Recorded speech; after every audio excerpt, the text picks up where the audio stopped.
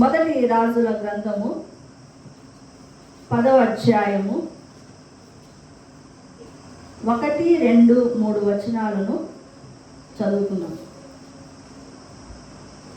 మొదటి రాజులు 10వ అధ్యాయము 1, 2, 3 వచనాలు.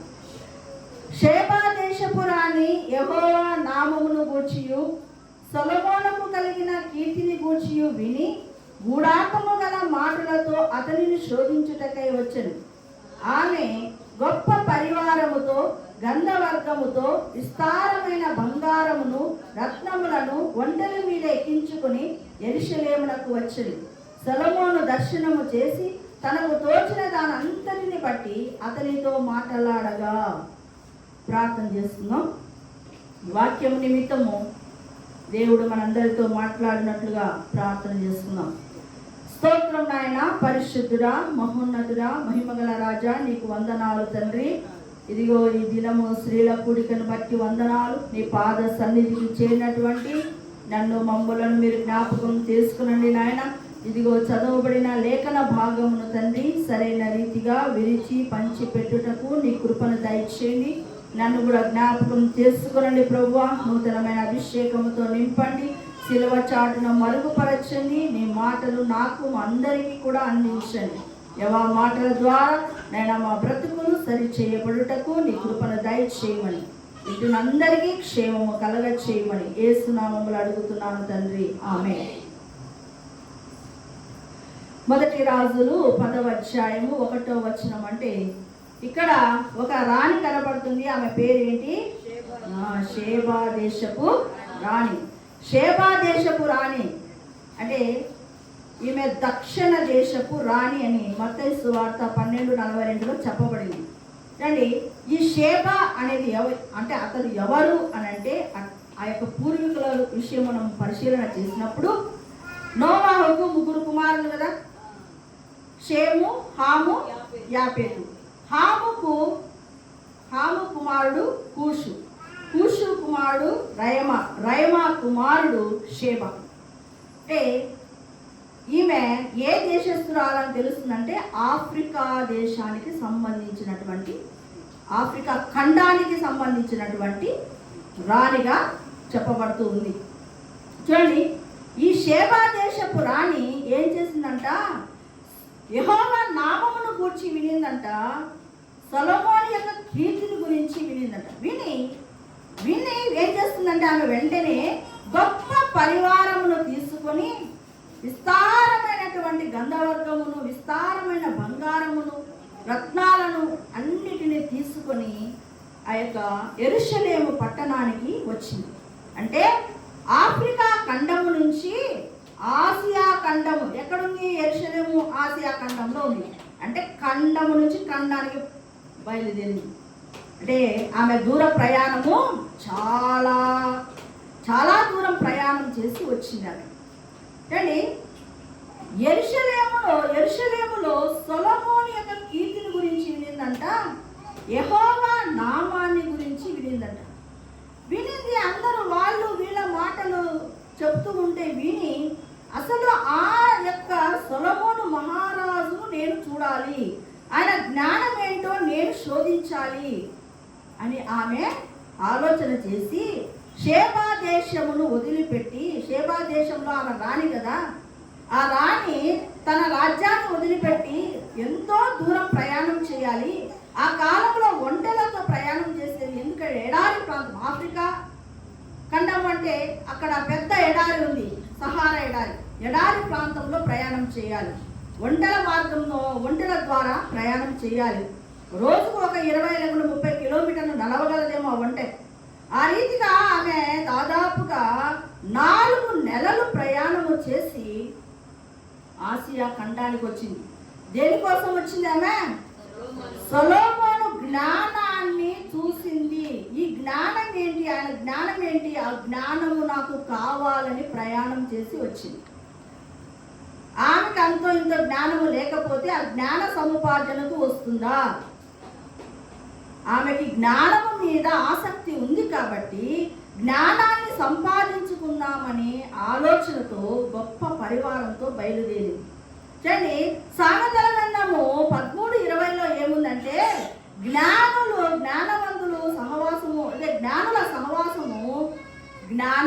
ఉంటుందట. జ్ఞానులతో సహవాసం చేస్తే అతడు ఏమవుతాడు? జ్ఞానవంతుడు అవుతాడంట. అందుకు షేబారాణి ఏమనుకుంది? నేను జ్ఞానంను సంపాదించుకోవాలి, అసలు సొలొమోను జ్ఞానం ఎటువంటిదో నేను పరీక్షించాలని బయలుదేరి వచ్చింది. అసలు మేము చిన్నతనంలో ఒక నానిటేల్లో ఒక స్టోరీని చెప్పారు. అంటే ఈ బైబిల్ గ్రంథంలో రాయబడలేదు, కానీ ఆమె ఏం చేసిందంట, షేబా దేశం నుండి ఒకే రకమైనటువంటి ఫ్లవర్స్ను తీసుకొచ్చింది. ప్లాస్టిక్ ఫ్లవర్స్ను, తర్వాత ఒరిజినల్ ఫ్లవర్స్ను తీసుకుని వచ్చి సొలొమోను మహారాజు ముందర పెట్టింది. ఆయనకు జ్ఞానాన్ని పరీక్షిద్దామని. చూడండి ఆమె ఏమనిందో తెలుసా? ఈ 2 పూలను నేను పెట్టాను, దీనిలో ఒరిజినల్ పూలు ఏంటో నువ్వు గుర్తించాలా అని సొలొమోను మహారాజును అడిగింది. చూడండి, వెంటనే సొలొమోను మహారాజు ఏం చేశాడంటే తండ్రి ఆ పూలను దగ్గర కూడా తీసుకోలేదు. ఆ కిటికీ తెరిచి ఆ కిటికీ దగ్గర పెట్టామని చెప్పాడు. ఎక్కడ పెట్టమన్నాడు? కిటికీ దగ్గర పెట్టు అన్నాడు. కిటికీ దగ్గర కిటికీని ఓపెన్ చేసి ఆ పూలను పెట్టాడు. కొద్దిగా సేపటికి ఏమైందంటే, తేనెటీగలు దేనికోసం వస్తాయి? మకరందాన్ని పీల్చడానికి వస్తాయి. ఒరిజినల్ పూల మీద వాలుతున్నాయి, డూప్లికేట్ పూల మీద వాలటం లేదు. అప్పుడు సొలొమోను మహారాజు ఇవి ఒరిజినల్ పూలు, ఇవి డూప్లికేట్ పూలు అని చెప్పాడు. ఆ జ్ఞానాన్ని చూసి ఆమె ఆశ్చర్యపడింది. అంటే షేబా దేశపు రాణి జ్ఞానాన్ని సంపాదించాలనే ఒక ఆశ కలిగినటువంటి స్త్రీ. చాలాసార్లు టీచర్లు ఏదైనా ఒక ఎగ్జాంపుల్ చెప్పేటప్పుడు, అంటే ఇద్దరు ఒక అబ్బాయి ఒక అమ్మాయి ఉన్నారనమాట. ఎప్పుడైనా ఏదైనా చెప్తే కానీ ఆటలు ఆడాలా, ఏవైనా కోకరికలర్ యాక్టివిటీస్ అంటే వాళ్ళకి చాలా ఇష్టం. చదువు అంటే అంత శ్రద్ధ ఉండేది కాదు. వాళ్ళ తాతయ్య అన్నాడట ఒకసారి, నాన్న నువ్వు ఆటలు చాలా బాగా ఆడుతున్నావు, షేబా దేశపు రాణి తెలుసా అన్నాడు. ఏమన్నాడు? షేబా దేశపు రాణి తెలుసా?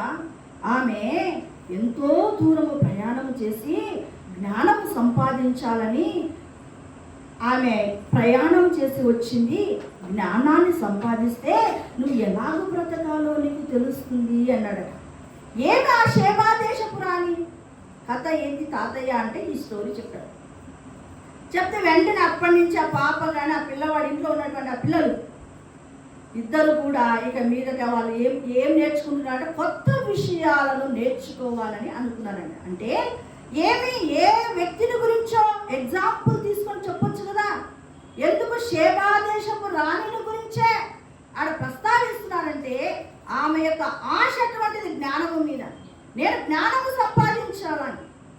కానీ అక్కడికి వచ్చింది ఫస్ట్ సొలొమోను మహారాజు యొక్క జ్ఞానాన్ని పరీక్షించింది. తర్వాత సొలొమోను మహారాజు కట్టిన మందిరాన్ని చూసింది.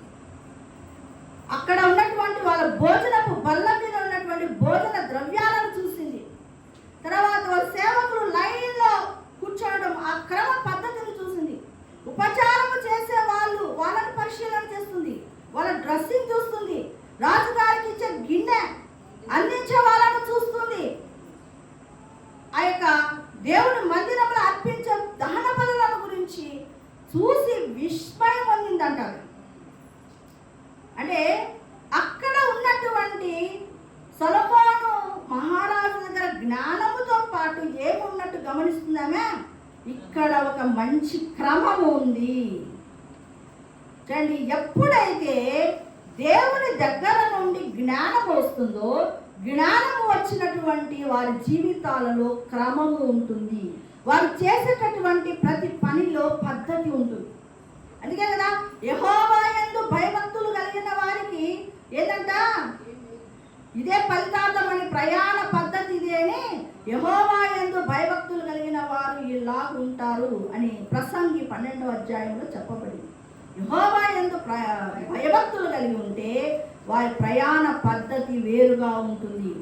అందరిలాగా ఉండదు. వారు చాలా డిఫరెంట్గా పెరుగుతారు, వాళ్ళు డిఫరెంట్గా నడుస్తారు. ఆత్మీయ జీవితంలో వారు చక్కగా వారి యొక్క జీవితాన్ని చూసి మనం ఇంప్రెస్ అయ్యే రీతిగా వాళ్ళ జీవితాలు ఉంటాయి. ఎవరికి? యెహోవా యందు భయభక్తులు కలిగిన వారు. సొలొమోను మహారాజు చిన్నగా ఉన్నప్పుడే ప్రార్థన చేశాడు దేవుడికి. అప్పుడు దేవుడు ప్రత్యక్షమై ఏం కావాలో కుమారుడా నీకు అంటే, చిన్నవాడుగా ఉన్నాడు సొలొమోను, చాలా చిన్నవాడు ఏమడుగుతున్నాడో తెలుసా? నాకు ఐశ్వర్యం కావాలా, నాకు ఘనత కావాలా, నాకు ఇది రాజ్యం కావాలా, ఆ రాజ్యము కావాలా అని అడగడంలే. ఏమడుగుతున్నాడు? ఆ చిన్న ప్రాయంలోనే నాకు జ్ఞానము కావాలా అని అడిగాడు. దేవుడే ఇంప్రెస్ అయిపోయాడు సొలొమోను యొక్క అడిగిన విధానానికి. వెంటనే దేవుడు అన్నాడు, నీకు జ్ఞానముతో పాటు ఘనతను ఐశ్వర్యం ఇస్తాను. అడగకుండానే వచ్చినటువంటి ఘనత, ఐశ్వర్యం. ఇప్పుడు దేవుని సన్నిధిలో జ్ఞానం అంటే ఏంటి అసలు? జ్ఞానం అంటే యెహోవా యందు భయభక్తులు కలిగి ఉంటే జ్ఞానము కలిగి ఉండాలా. మనం జ్ఞానము కలిగి ఉన్నప్పుడు తెలియకుండానే మనకు అన్నీ వెంట వస్తాయి. కానీ మనం ఏం చేస్తామంటే, మన జీవితంలో దేవుని కూర్చున్నటువంటి జ్ఞానాన్ని అడగాలి, పొందుకోవాలి. కానీ దాన్ని మాత్రం పక్కన పెట్టి ఎప్పుడు మన సమస్యల విషయము పాద సన్నిధిలో పెడతాం. ప్రభువా నాకు ఉద్యోగం రావాలి, ప్రభువా నా బిడ్డ మ్యారేజ్ కావాలి, ప్రభువా నా బిడ్డకు అనారోగ్యం ఉంది, నాకు స్వస్థత కావాలి, నా బిడ్డకు స్వస్థత కావాలి. నిరంతరము ఈ జీవన వ్యాపారములలోనే చిక్కుకుంటూ ఉంటాం. కానీ సొలొమోను చిన్నతనము నుండి ఏమడుగుతున్నాడు? జ్ఞానము కావాలా అని అడుగుతున్నాడు. కాబట్టి యేసయ్య దగ్గరికి వెళ్ళి మనం ఏమడగాలంటే జ్ఞానమును అడగాలి. యాకోబు పత్రికలో ఉంది కదా, జ్ఞానము ఎవరికైనా కొదవగా ఉంటే నన్ను అడుగుము, నేను జ్ఞానము దయచేస్తాను అంటున్నాడు. అదే అడిగాడు సొలొమోను మహారాజు. కాబట్టి మనము మన జీవితంలో యేసయ్య సన్నిధికి వెళ్ళి జ్ఞానము కావాలని కోరుకోవాలి. నువ్వు జ్ఞానం అడిగి యేసయ్య సన్నిధిలో జ్ఞానాన్ని ఎలాగ ఈమె సర్చ్ చేస్తుందో అలాగూ నీవు జ్ఞానము కోసము పోరాడితే నీకు తెలియకుండానే ఏమవుతుంది? అన్ని ఐశ్వర్య ఘనతలు నీకు వస్తాయి. జ్ఞానం అంటే ఎక్కడొస్తుంది? నువ్వు బైబిల్ చదివినప్పుడు, మందిరానికి వచ్చి దేవుని మాటలు విన్నప్పుడు నీకు జ్ఞానము వస్తుంది. ఈమె చూడండి ఎంత దూరము ప్రయాణము చేసి జ్ఞానము కోసం వచ్చింది. మన ఇంటి పక్కన ఉన్నదనుకోండి, మన మందిరానికి రెగ్యులర్గా వస్తాం. కొంచెం దూరం ఉందనుకోండి, ఏం చేస్తాం? అప్పుడప్పుడు వస్తాం. ఇంకా కొంచెం దూరం ఉందనుకోండి, ఆదివారం వస్తాం. ఇంకా కొంచెం దూరం ఉందనుకోండి, 3 నెలలకు 4 నెలలకు ఒకసారి వస్తాం. కానీ ఈమె ఆఫ్రికా ఖండములో బయలుదేరి గొప్ప పరివారముతో తన యొక్క రాజ్యమును వదిలిపెట్టి ఆమె జ్ఞానాన్ని వెతకటానికి ఆసియా ఖండంలోకి వచ్చింది. అంటే ఆమెకు ఎలాగా ఆ శ్రద్ధ ఉందో చూడండి. అసలు యెహోవా నామము ఏంటి? అంత గొప్ప నామమా? ఆయనకు ఎందుకు అలా జ్ఞానం వచ్చింది? ఆ జ్ఞానం ఎలా వచ్చింది? అసలు ఈయనకి ఇంత జ్ఞానం ఉందంటే ఆ దేవుడు ఎటువంటి వాడు అంటే ఎటువంటి సాక్ష్యాన్ని ఆ యొక్క సొలొమోను మహారాజు బయటికి తీసుకొచ్చాడో చూడండి. ఎప్పుడు వస్తుంది నీకు సాక్ష్యము తెలుసా? జ్ఞాన సముపార్జన చేసినప్పుడు నీకు ఖచ్చితంగా తెలియకుండానే నీకు ఒక గౌరవం కలుగుతుంది. అంటే జ్ఞానము అంటే యెహోవా యందు భయభక్తులు కలిగి ఉండాలి. యెహోవా యందు భయభక్తులు కలిగి ఉండాలంటే నిరంతరము నీవు భక్తి సాధన చేయాలి. భక్తి సాధన చేసి ఎప్పుడైతే నీవు నిజంగా చెప్పాలంటే సామెతల గ్రంథం ఉంది కదా, సామెతల గ్రంథాన్ని ఎవరు రాశారు? సొలొమోను మహారాజు రాశారు.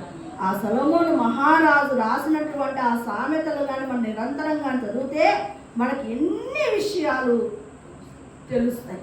అంటే జ్ఞాన సముపార్జన చెయ్యాలి, అది మనము నేర్చుకోవాలి. కానీ ఆమె వచ్చింది, వినింది, అసలు విస్మయం పొందింది ఆమె. అక్కడ ఉన్నటువంటి ఆ మహారాజు ఆస్థానంలో ఉన్న స్థితిగతులను చూసి, ఆయన జ్ఞానాన్ని చూసి విస్మయం పొందింది. ఏమంటుందో తెలుసా? అక్కడ 6వ వచనంలో చూడండి, రాజుతో ఇట్లా నేను నీ కార్యములను కూర్చి జ్ఞానమును నా దేశమందు నేను వినిన మాట నిజమే, నిజమే, నేను విన్న మాట, నీ గురించి చెప్పబడిన మాటలు విన్నాను, కానీ అది చాలా తక్కువ అంట. చూడండి, అయినను నేను వచ్చి కన్నులారా చూడక మునుపు ఆ మాటలు నమ్మకలింటిని, ఉన్న దానిలో సగమైనను నాతో చెప్పబడలేదని ఇప్పుడు నేను తెలుసుకుంటున్నాను. నీ గురించి చెప్పబడింది సగమే, నేను ఇప్పుడు వచ్చి విన్నాను కదా, చూశాను కదా, అబ్బబ్బబ్బబ్బ నీ జ్ఞానము చాలా అపరిమితమైనదని నేను ఇప్పుడు తెలుసుకుంటున్నాను. నేను కన్నులారా చూడకముందు నేను నమ్మలేదు, కానీ ఇప్పుడు నేనేం చేస్తున్నా, నిన్ను కన్నులారా చూస్తున్నా. యోహాను సువార్త 1:42 అనుకుంటా, 45వ వచనంలో ఫిలిప్పు నతనీయేలుతో అంటాడు, ఏమంటాడు, ఇదిగో ధర్మశాస్త్రంలో మోషే ప్రవక్తలు ఉన్నారు, ఎవరిని గురించి చెప్పబడిందో ధర్మశాస్త్రంలో ఆ నజరేయుడైన యేసును మేము కనుగొంటిమి అంటే, వెంటనే నతనీయేలు ఏమంటాడో తెలుసా, నజరేతులో నుండి మంచిది ఏదైనా రాగలదా అంటే ఫిలిప్ అంటాడు, వచ్చి చూడు, వచ్చి చూడు, వచ్చి చూస్తే కదా నీకు తెలుస్తుంది. లేక నజరేయుడును గురించినటువంటి యేసును గురించి మనం విని తెలుసుకోవాలంటే వచ్చి చూడాలి. వచ్చి చూసినప్పుడు నీకు అసలు సంగతి తెలుస్తుంది. అప్పుడు నీకు సగము కాదు, నేను చూసింది సగమే. నిజంగా యేసయ్య యొక్క గొప్పతనము, యేసయ్య మన జీవితంలో చేసినటువంటి గొప్ప కార్యాలు, యేసయ్య మన జీవితంలో చేసిన త్యాగం అంటే ఏంటో తెలుస్తుంది వచ్చి చూసినప్పుడు. నతనీయేలు వచ్చి చూశాడు, శిష్యుడిగా మారాడు. కాబట్టి ఈమె కన్నులారా చూసిందంట. ఆ రీతిగా మనం ఎప్పుడైతే దేవుని మందిరానికి వచ్చి మనం వాక్యాన్ని వింటామో అప్పుడు యేసయ్యను గురించినటువంటి స్థితిగతులు మనకు పక్కా తెలుస్తాయి. లేకపోతే యేసయ్యనా, ఆయన మాలామాదిగోలది అని వెంటనే దాన్ని ఏం చేస్తాం, కొట్టి పారేస్తాం.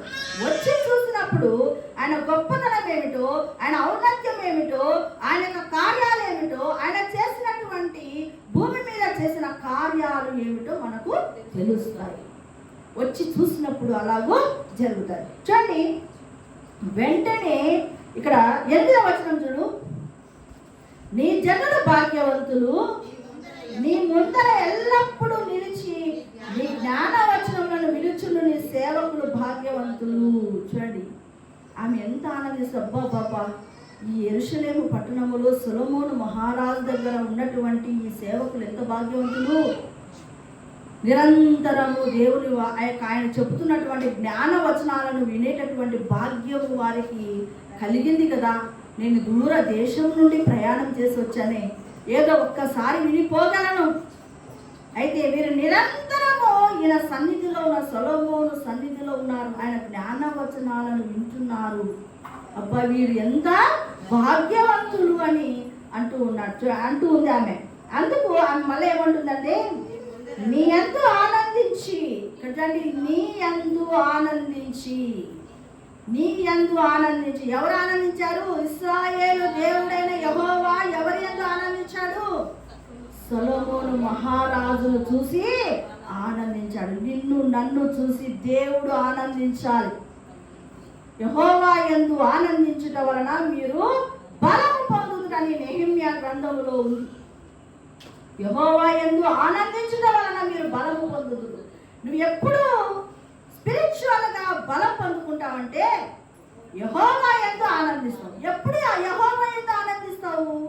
నీ జీవితంలో ప్రార్థన ఉన్నప్పుడు, నీ జీవితంలో వాక్యం ఉన్నప్పుడు, నీ జీవితంలో పరిశుద్ధత ఉన్నప్పుడు, నీ జీవితంలో సహవాసం ఉన్నప్పుడు నువ్వు ఖచ్చితంగా దేవుని యందు తెలియకుండా నేను ఆనందిస్తావు. ఆనందిస్తే, అందుకే ఎప్పుడైతే దేవుని యందు ఆనందించాడో దేవుడు ఇంప్రెస్ అయిపోయి ఏం చేశాడట, నీ దేవుడైనా నిన్ను ఇశ్రాయేలు మీద రాజుగా నియమించాడట. ఇశ్రాయేలు మీద మనం ఏమనుకుంటామంటే, దేవుడు మన యందు ఆనందిస్తే మనకు తెలియకుండానే దేవుడు మనల్ని ఉన్నతమైన మెట్టులో కూర్చోబెడతాడు. కానీ మనం ఏం చేస్తామంటే, స్వతహాగా నాకు ఈ పదవి కావాలా, నాకు నేను ఈ స్థానంలో ఉండాలా, నేను అందరికంటే పైవాడుగా ఉండాలని మనం కోరుకుంటాం. కానీ ఎప్పుడైతే నువ్వు యెహోవా యందు ఆనందిస్తూ ఉంటావో తెలియకుండానే దేవుడు నిన్ను అపాయింట్ చేస్తాడు. ఈ సొలొమోను మహారాజును ఏం చేశాడు? రాజుగా అపాయింట్ చేశాడు. కాబట్టి ఆమె అంటుంది, ఆ దేవునికి స్తోత్రాలు చూపిస్తుంది. ఏం చేస్తా ఉంది? యెహోవాకు స్తోత్రము కలుగును గాక. నిన్ను బట్టి వేరే వాళ్ళు ఏం చేయాలా? అబ్బా ఇలా దేవుడు నిజంగా స్తోత్రాసుడు అనేటట్టుగా మన యొక్క ఆత్మీయ జీవితం ఉండాలి. కాబట్టి ఇంకా చూడండి, ఆమె చూడండి అక్కడి నుంచి బయలుదేరింది కదా. సొలొమోను యొక్క కీర్తిని చూడటానికి, యెహోవా నామాన్ని చూడటానికి దూర దేశము నుండి ఒట్టి చేతులతో వచ్చిందా? ఏమొచ్చింది? విస్తారమైన బంగారముతో. అక్కడ 10వ వచనంలో రాశారు చూడండి, మరియు ఆమె రాజునకు 240 మణుగుల బంగారం అంట. 240 మణుగుల బంగారం. నేను గూగుల్లో సెర్చ్ చేశాను, మణుగు అంటే ఎంత అని. 37 చిల్లర కేజీలు అనమాట. 37 కేజీలు ప్రమారమి 37 కేజీలు ఒక మణుగు అయితే 240 మణుగులు అంటే 8800 కేజీల బంగారాన్ని ఆ యొక్క సొలొమోను మహారాజుకు బహుమానముగా ఇవ్వడానికి, కానుకగా ఇవ్వడానికి వచ్చింది. తర్వాత ఇంకేంటి? విస్తారమైన గంధవర్గము అంటే అక్కడ ఓఫీరు చందనపు మ్రాణులు ఉన్నాయి. వాటినన్నిటినీ విస్తారమైన గంధవర్గం ఇచ్చింది, రత్నాలు ఇచ్చింది. ఇలా ఒక రాజును కలవటానికి ఏం తీసుకొని వస్తుంది ఆమె? ఉట్టి చేతులతో వస్తుందండి. ఏం తీసుకొస్తుంది? బంగారము తీసుకొని వస్తుంది, రత్నాలను తీసుకొని వస్తుంది, తర్వాత గంధవర్గములను తీసుకుని వస్తుంది. చూడండి, వాటినన్నిటినీ తీసుకొని సొలొమోను మహారాజు దగ్గరికి వస్తుంది. అంటే సొలొమోను మహారాజు అంటే ఇక్కడ సొలొమోను మహారాజు సరే, కానీ సొలొమోను ఇంకొక సొలొమోను ఉన్నాడు. ఎవరైనా? యేసయ్య. ఆయన సమాధానకర్త. ఆయన దగ్గరికి మనము వచ్చినప్పుడు ఒట్టి చేతులతో రాకూడదు. విస్తారమైన గంధవర్గము అంటే అన్ని తెచ్చి మందిరంలో వేయండి అని కాదు. నీ యొక్క హృదయ స్థితి దాని గురించి తెలుపుతుంది. నువ్వు ఇచ్చినా నువ్వు ఇవ్వకపోయినా అదేమి ఇది కాదండి. నీవు ఏమి నేర్చుకుంటున్నావు అనేది అక్కడ ఇంపార్టెంట్. ఆమె చూడండి చాలా దూరము ప్రయాణం. అసలు ఒంటెలలో ఆ బరువులు వేసుకొని చెక్క అంటే ఇప్పుడు చందనపు మ్రాను అంటే ఏంటవి? ఇవి ఏమంటారు? లాకులు అంటే వాటిని ఏమంటారు? మొత్తులు. ఎన్ని తీసుకొని వచ్చిందలా? విస్తారమైన అంటే ఎన్ని వంటలు కావాలా? లాకులు అంటే ఆ మొద్దులను ఈ వాకిళ్ళు చేయడానికి, కిటికీలు చేయడానికి, మంచి స్తంభాలు చేయడానికి, తయారు చేయడానికి ఎన్ని మొద్దులను తీసుకొని రావాలి అని. అలాగైతే ఎన్ని వంటలను తీసుకురావాలి? ఆ వంటలతో గొప్ప పరివారంతో అదంతా తీసుకొని దారంబడి వాళ్ళకు ఫుడ్ విషయం ఏమి, దీని అంత మెయింటైన్ చేయడం ఏమి, ఎంత కష్టమైన పని. అంత కష్టం మెయింటైన్ చేసుకుంటూ యెరూషలేముకు రావాలి, ఖండం దాటి ఖండాన్ని. దేనికోసం వస్తుందనే? జ్ఞానము సంపాదించడానికి. జ్ఞానము సంపాదించటానికి నీవు వ్యయపరచాలి. నీకున్న దానిలో నువ్వేం చేయాలా? వ్యయపరచాలి. అప్పుడు నీకు ఆశీర్వాదము అనేది వస్తుంది. చూడండి, సొలొమోను మహారాజు అంట ఆ చందనపు రాళ్ళతో ఏం చేశాడు తెలుసా? సితారాలు చేశాడు, తర్వాత స్వరమండలాలు చేశాడు, యెహోవా మందిరంలో స్తంభాలను చేసుకున్నాడు. అంటే ఆమె ఇచ్చిన ఆ యొక్క కానుకలు జీవిత కాలం అంతా గుర్తుండిపోయేటటువంటి కానుకలను ఇచ్చింది. జీవితకాలం అంతా గుర్తుండిపోయే ఎవరైనా ఆ సీతారాం అబ్బాయి ఈ సీతార ఎంత బాగుంది అంటే షేబా దేశపు రానిచ్చింది. ఈ స్తంభం ఎంత చక్కగా చెక్కారు, ఈ యొక్క రాణి ఏంటి ఇంత క్వాలిటీ ఉంది అంటే ఎవరంటారు? షేబా దేశపు రానిచ్చి. స్వరమండలాలు తయారు చేశారు. వాటిని అన్నింటినీ చూసినప్పుడు ఎవరిచ్చారంటారు? షేబా దేశపు రాణి ఇచ్చింది. ఆ పేరు అలాగే నిలిచిపోయేటటువంటి బహుమానాలు, కానుకలను ఏం చేసింది? ఆమె ఇచ్చింది. చూడండి, ఇచ్చింటే సొలొమోను ఊరుకుండలేదు. ఆ యొక్క సొలొమోను మహారాజు ఆమె ఇచ్చ కొద్ది అంట. ఆమె ఏమేమి అడుగుతావా, మీ యొక్క దేశంలో ఇది బలంది అంటే తీసుకో, అది కావాలా తీసుకోపో, నీకు ఏమేమి కావాలి, నీ ఇష్టము, నీకు ఏది కావాలో మా యొక్క దేశము నుండి ఏమేమి కావాలో అన్నీ తీసుకుంటావు, నీకు ఇష్టమైనటువంటి. అంటే ఆమె ఇచ్చిన కానుకలకు అనేక రెట్లు ఎక్కువగానే సొలొమోను మహారాజు తిరిగి ఇచ్చాడు. ఎప్పుడైతే నువ్వు దేవునికి ఇవ్వడము ధారాళంగా చేతులు చాపుతావో నీకు రెండంతల ఆశీర్వాదము తెలియకుండానే వస్తుంది. ఆమె సొలొమోను మహారాజు దగ్గర ఏదో ఒకటి సంపాదించుకొని పోదామని వచ్చిందా? ఆమె కేవలం జ్ఞానమును సంపాదించుకుందామని వచ్చింది. జ్ఞానముతో పాటు ఆమె అనేకమైనటువంటి బహుమానాలు తీసుకొని మరలా బయలుదేరుతా ఉంది. రండి, కాబట్టి మనము ఫస్ట్ దేవుని గూర్చినటువంటి జ్ఞానాన్ని వెతకాలి. అసలు హోషియాలో ఏముందంటే, నా జనులు జ్ఞానము లేక నశించిపోతున్నారు. జ్ఞానమే లేదు. ఎలా వస్తుందండి జ్ఞానము? బైబిల్ చదివితే కదా నీకు జ్ఞానం వచ్చేది, ప్రార్థన చేస్తే కదా దేవుడు నీకు జ్ఞానం వచ్చేది, ఆలోచన చెప్పేది, నడిపించేది. మరి జ్ఞానం లేక నశించిపోతున్నారంట. నిజంగా చెప్పాలంటే ప్రజెంట్ స్టేజ్లో ఎలా ఉందంటే, నిరంతరము లోకపరమైన వ్యాపారాలతో, లోకపరమైన జీవన వ్యాపారాల్లో కొట్టుమిట్టాడుతున్నారే కానీ జ్ఞానం లేని వారుగానే ఉన్నారు. అందుకే దేవుడు అంటే నా జనులు అంటే రక్షణ పొందినటువంటి బిడ్డలు జ్ఞానము లేని వారుగా ఉన్నారు. బైబిల్ చదువుదామనే అవగాహన లేదు, అసలు ప్రార్థన చేద్దామనే ఆలోచన లేదు. అలా లేనప్పుడు నువ్వు ఏమైపోతావు? నశించిపోతావు. ఆత్మీయంగా ఏమైపోతావు? క్షీణత ఏర్పడుతుంది. లేనిపోని పాపాలు చుట్టుకుంటాయి, లేనిపోనివి అపవిత్రత నీకు అంటుకుంటుంది. కాబట్టి దేవుడు అక్కడ అస్సలు నా జనులు జ్ఞానము లేక నశించిపోతున్నారని బాధపడుతున్నాడు.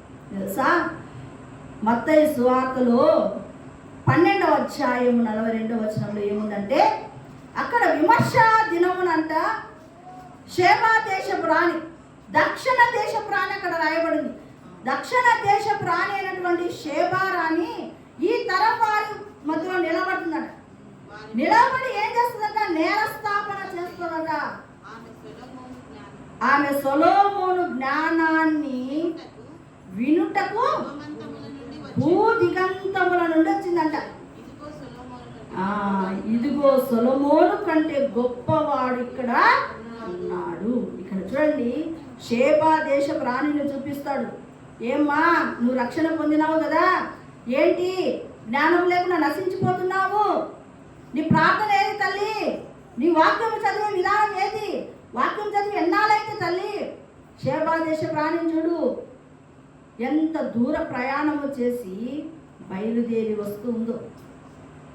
రేపొద్దున నువ్వు పరలోకానికి వస్తే, అది కూడా పరలోకానికి వస్తే ఆమె నిన్ను నేరస్థాపన చేస్తారు. నేను ఎంత దూరం ప్రయాణం చేసి జ్ఞానం కోసం వచ్చాను, నువ్వేమి జ్ఞానము లేక నశించిపోతూ ఉన్నావని నేరస్థాపన చేస్తారు. మరి సొలొమోను మహారాజు ఈ భూమి మీద ఒక వ్యక్తి, మామూలు యేసు ప్రభువు నిర్మించినటువంటి ఒక వ్యక్తి. మరి సొలొమోను కంటే గొప్పవాడు ఇక్కడ ఉన్నాడు అంటే యేసు ప్రభు దగ్గరికి ఎలా రావాలి? జ్ఞానము సంపాదించుకుంటకు రావాలి. మనము నిరంతరము జ్ఞానాన్ని సంపాదించుకోవాలి. హోషియా 6:3లో ఏముందో తెలుసా? యెహోవాను గూర్చిన జ్ఞానమును సంపాదించుకుందాము రండి. యెహోవాను గూర్చిన జ్ఞానము సంపాదించుకొని దానిని అనుసరించుదాము రండి అంటున్నారు. 6:3 ఎవరైనా తీసి ఉంటే,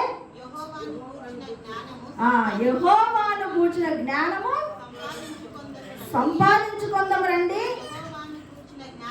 యెహోవాను గూర్చిన జ్ఞానము సంపాదించుకొనుటకు ఆయనను అనుసరించుదాము రండి. ఆయనను అనుసరించినప్పుడు నువ్వు జ్ఞానాన్ని సంపాదిస్తావు. వింటే జ్ఞానం వస్తుందా? అనుసరించినప్పుడు జ్ఞానము నీలో పనిచేస్తుంది. కాబట్టి నా జనులు నశించిపోయి ఉన్నారు, అయ్యో ప్రార్థన లేదు, అయ్యో వాక్యము లేదు, ఎంత అసలు ఆత్మీయమైన దరిద్రతలో ఉన్నారు. కాబట్టి ఏం చేయాలంటే ఇప్పుడు దేవుడు మాట్లాడుతున్నాడు, ఈ దినము యెహోవాను గురించిన జ్ఞానము సంపాదించుకుందాం రండి అని ఒక పిలిపిస్తూ ఉన్నాడు దేవుడు. యెహోవాను గురించినటువంటి జ్ఞానము సంపాదించుకొని దానిని అనుసరించుదాం రండి. అనుసరించాలండి. మన ప్రార్థన జీవితాలు, మన వాక్య ధ్యానము మారిపోవాలి.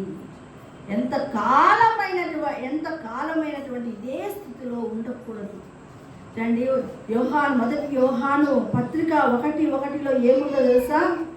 జీవవాక్యమును గూర్చినది అనే మాట ఉన్నది. అక్కడ జీవవాక్యమును గూర్చి ఆది నుండి ఏది ఉండెనో, మేము ఏది వింటిమో, కన్నులారా ఏది చూచితిమో, ఏది నిదానించి కనబట్టిమో, నా చేతులు దేనిని తాకి చూచెను, అది నీకు తెలియజేయుచున్నాను అంటున్నాడు యోహాను భక్తుడు.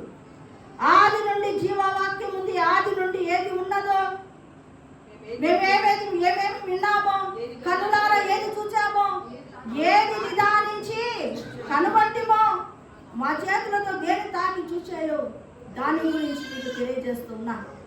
అంటే జీవవాక్యమును గూర్చినది. వాక్యం అంటే ఎవరు? క్రీస్తు. క్రీస్తు అంటే ఎవరు? జ్ఞానమును వాళ్ళు తెలుసుకున్నారు. మనము కూడా తెలుసుకోవాలని దేవుడు ఈరోజు మనతో మాట్లాడుతున్నాడు. కాబట్టి మనము షేబా దేశపు రాణి లాగా ఉండాలి. జ్ఞానమును సంపాదించాలి.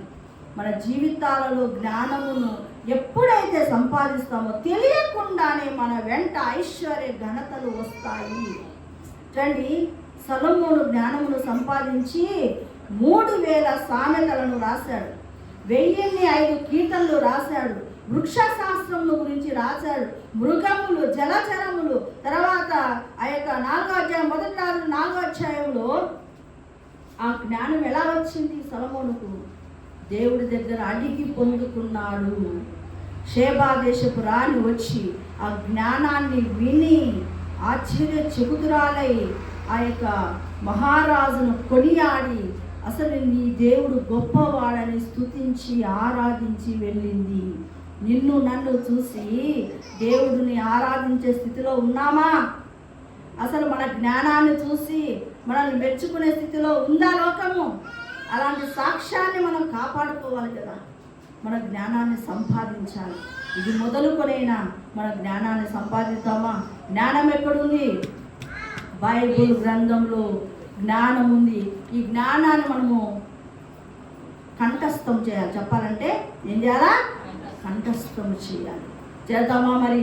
దేవుని వాక్యాలను నేర్చుకోవాలని ఆశ కలిగి ఉందాం. ఆ నేర్చుకున్నప్పుడు తెలియకుండానే జ్ఞానం వస్తుంది.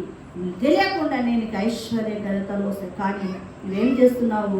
ఐశ్వర్య ఘనతల కోసం పాకులాడుతున్నావు. కాబట్టి నువ్వు జ్ఞానమైనటువంటి యేసయ్య నీ వెంట రావటం లేదు.